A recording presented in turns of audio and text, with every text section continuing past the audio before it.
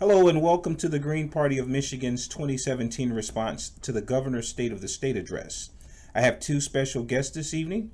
First, the chairperson of the Green Party of Michigan, Mr. Fred Vitale, and Ms. Anita Bell, Green Party activist and president of the Reparations Labor Union, headquartered in Detroit. Mr. Vitale. In 2016, Governor Snyder devoted his entire State of the State address to the crisis in Flint. So how has the governor done? If you talk to the water warriors in the streets in Flint, Naria Sharif, Claire McClinton, Melissa Mays, you would learn that nothing has gotten better. People still have to use filtered water. They have to remember to change their filters. They have to have filtered water on all of the appliances in the house. People are still getting bottled water for places where they aren't sure about the quality of the filters and the filtered water. There have been virtually no lead lines replaced. The health problems continue. The problems of the children with lead, that long-term problem has not been addressed at all. I think that we can safely say that the governor gets an F for Flint and an F for failure. Emergency managers had a lot to do with what happened in Flint and in fact why the governor is so responsible, having appointed those emergency managers and those emergency managers making very bad decisions. The same thing has happened in my city, Detroit. We had an emergency manager who came in and declared bankruptcy for our city, took away the pensions of thousands and thousands of city workers. Now we had an emergency manager over our schools, and the first thing that they did was take away the schools that we had devoted the most money to and form the Education Achievement Authority, or as it was called in Detroit, the Education Apartheid Authority, a horrible experiment by the governor on the children of Detroit. And now, to sort of be the icing on the cake, they have taken over the school system, drove out the elected school board, pushed in a school board with elections that could only be described as laughable, with 63 candidates on the ballot. And there is still not enough money to educate the children of Detroit correctly.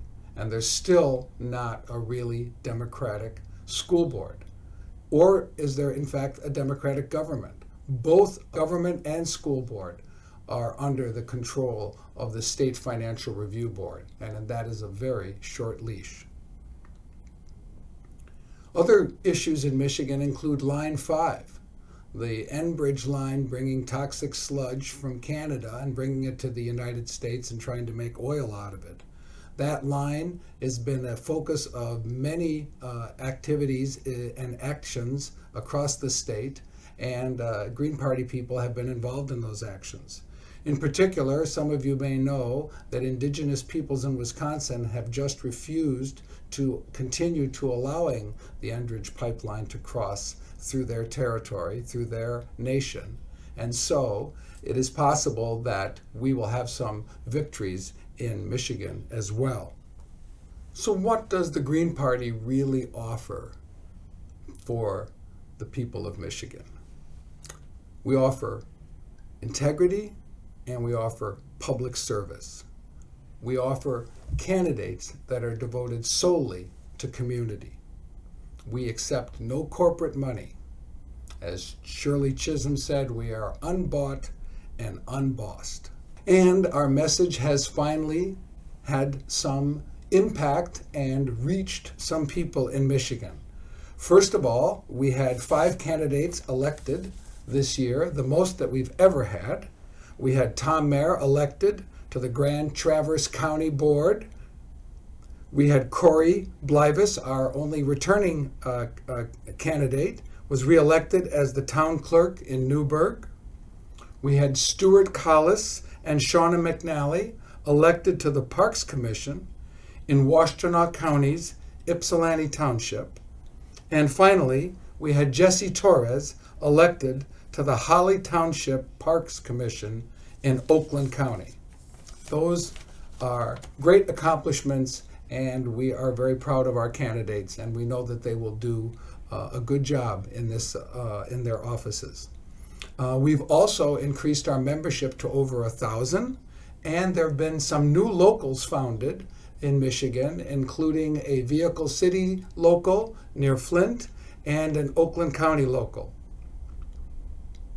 And while we can say that all of this activity is the result of our hard work, and of course it is, much of it is the result of an influx of many new members that were former supporters of the Bernie Sanders campaign and the Democratic Party.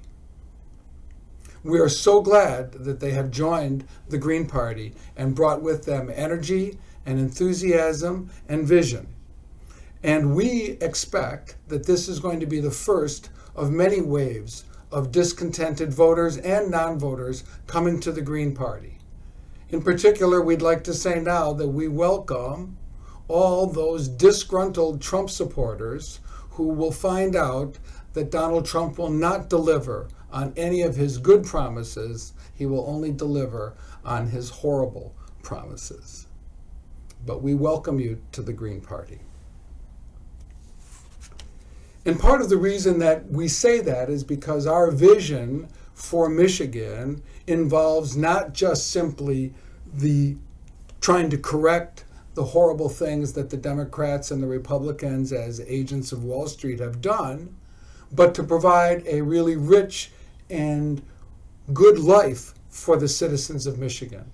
And we think that starts with a Green New Deal. This was an important part of the campaign of Jill Stein and Ajamu Baraka. They were people who were instrumental in helping us reach the Bernie Sanders folks.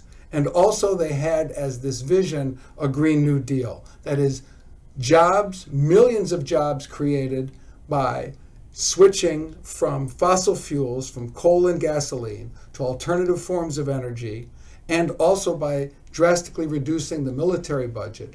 We can put millions of Michigan people to work doing good things for the environment, good things for their community, with jobs at living wage, with benefits, vacation. This can happen, and it would greatly improve the communities of our state and improve the lives of our citizens.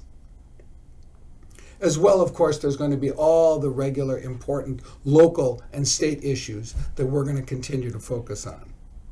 So I urge you to join the Green Party. I urge you to vote for the Green Party. It is your party. It is your future. Thank you. Right now, I'd like to turn our attention over to Miss Anita Bell. Again, a Green Party activist and president of the Reparations Labor Union headquartered in Detroit. Ms. Bell, you played an integral role in the Jill Stein Recount Michigan effort. Before we get a comment from you, we have a short clip we would like for you to comment on. Okay. This is supposed to be sealed and locked. You can't use duct tape to seal a ballot box. Folks can't get in and out. Duct tape. Duct tape. Okay, so Wayne County is a hot mess. Well, if only that's the only county of Michigan's 83 counties is a hot mess, then maybe you'll get outside of Wayne County. No. Over in Ionia County, they used a garbage can as the ballot box. Oh my God, thanks for securing my ballot. Go to the bed. Your trash can was used as a ballot box in Boston Township. Got the picture? If the reporters want me to, I can send it to you. But that's the hot mess. That's called Michigan's right to vote. And they shut down the recount. And that's supposed to inspire confidence in our elections. We have no election integrity in Michigan. And if Michigan is any indication of what's going on in the rest of this country, we have no reason to have inspiration in the integrity in this election. So,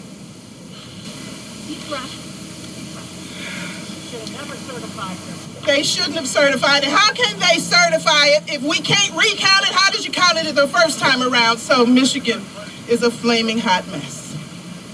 Thank you and your neighbors. Miss Bell, so you were an integral part of, as we stated earlier, the Michigan recount for Jill Stein. Yes. We'd like to get some comments from you as it relates to some of the things that you saw during the recount process. All right. Well, I was a supervisor at the Wayne County site, which was at Cobo Hall, and I would get to see some of the ballot boxes that were brought in. And so I started doing on Twitter my own kind of hot mess for the day. And we only got 2 days in, so the first hot mess, of course, went to Detroit on day one.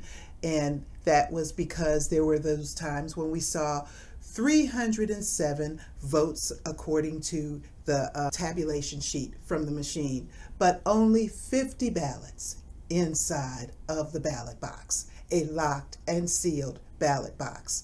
So, of course, I wanted to make Detroiters aware of what's going on with our ballots.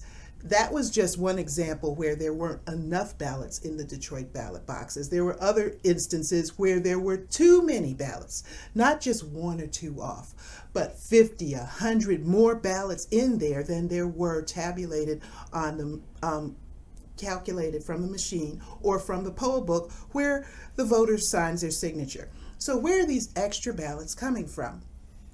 That is a serious allegation because that tends to sound like ballot stuffing or the voter fraud that some people are afraid of that goes on in these elections that would make you think that it's being rigged for one candidate or another. So that's what happened in Detroit, but that was hot mess number one. The whole state of Michigan is just a flaming hot mess. But if you think the problem is just in Wayne County, there is a ballot box that was used in Ionia County that was just a trash can. Tape on it saying this is the ballot box. But that is, your votes are literally, I can't make this up, your votes are literally in the trash. And that is the way Michigan runs an election. Of course the Republicans wanted to stop that before you knew how bad it was. In your State of the State address, you talked about some of the things that Michigan citizens could look forward to with the vision coming from the Green Party. Could you touch on the issue of mass transit and how that would look with the Green Party having an impact in helping to develop and craft a mass transit infrastructure in the state of Michigan? Well, that's a very good point. As a Detroiter, we don't have any kind of mass transit, and what they've come up with so far has been 2 little choo-choo trains. We've got the People Mover going around downtown, and now we've got this little Q line that runs from downtown up to Grand Circus or Grand Boulevard. There was a ballot initiative this time, if you might remember, where they talked, or there was a proposal for more money for mass transit on the ballot. And the Green Party did not take a position on it because, as we talked about it, there was not agreement. There were people inside the Green Party who thought that another tax that wasn't going to be controlled by the people was going to be used not for anything very worthwhile.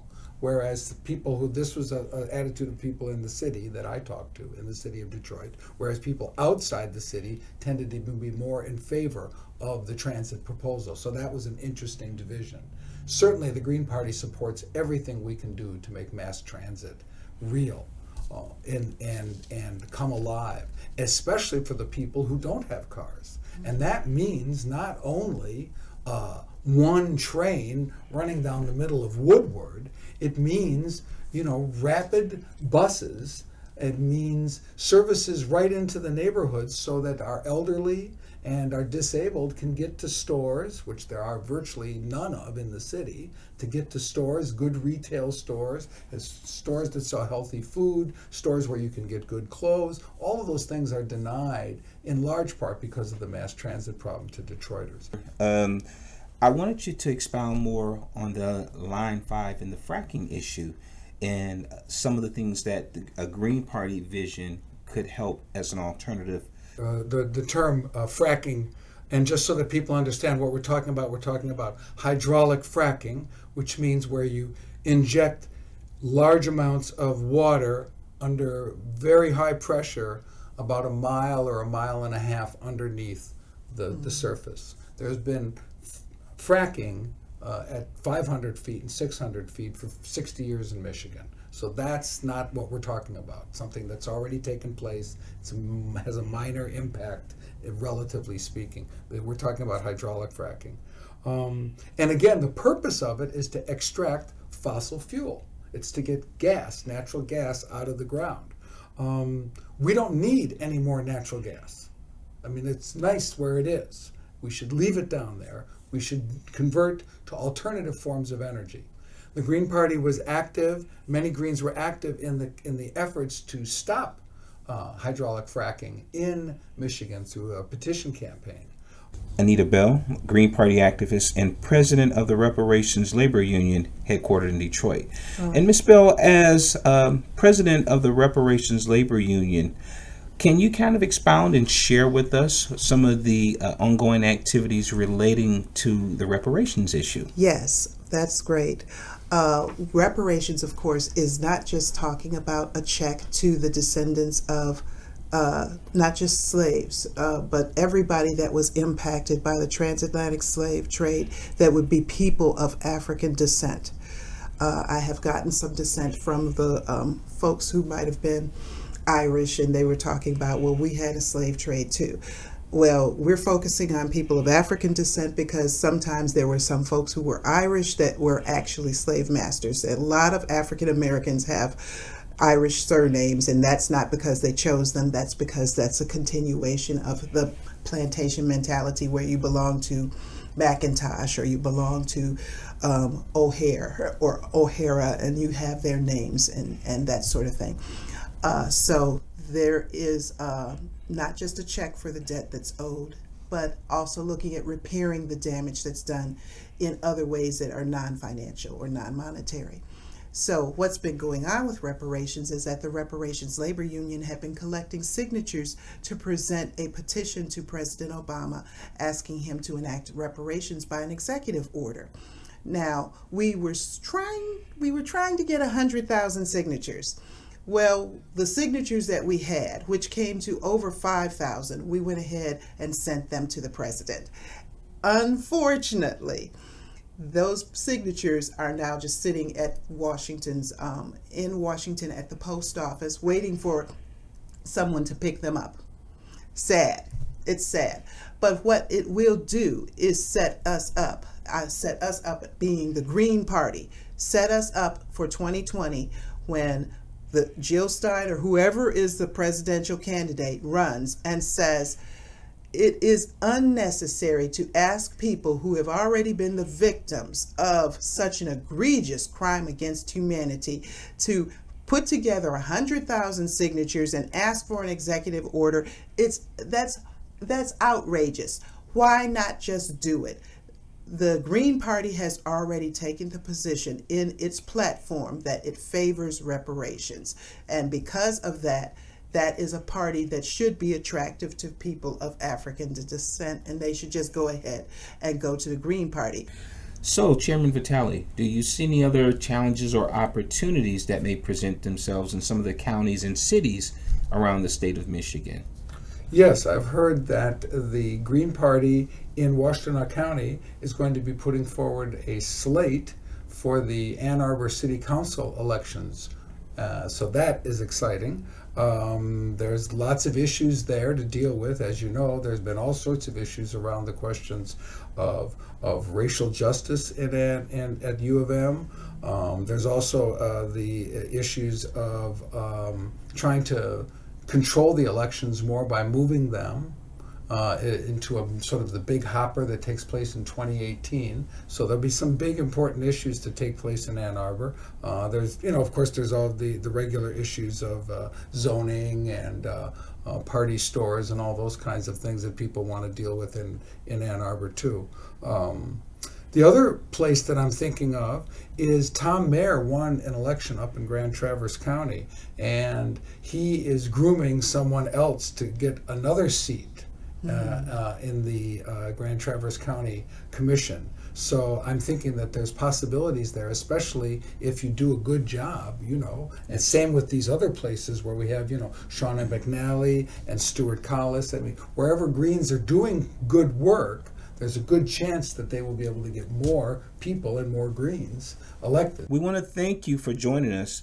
And tonight, again, this has been the Green Party of Michigan's 2017 response to the governor's state of the state. And I want to thank my two guests, Ms. Anita Bell, Green Party activist and president of the Reparations Labor Union, headquartered in Detroit, and of course, the chairman of the Green Party, the Honorable Chairman, Mr. Fred Vitale. We thank you both for joining us to talk about these very, very important issues. And on the screen, you can see how to contact the Green Party. We encourage you to do so. And again, we thank you so much for letting us into your homes and viewing us and giving us some of your time.